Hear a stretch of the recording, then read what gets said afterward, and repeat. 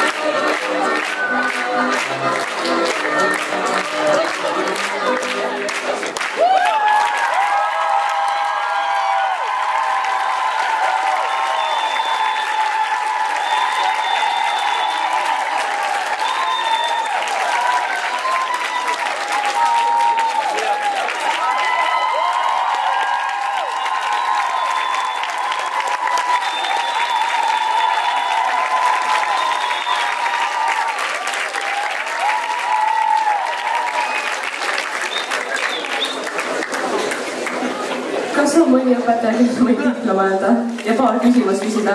Ja kui õpetaja ei, kes veel seal paistab, võib-olla õpetaja ei läheb siiski lavale, aitäh.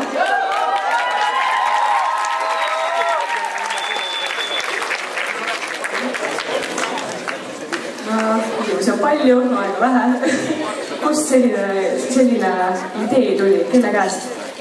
Nagu te võite arvata, siis Kristiina käest. Ilmselt tõesti.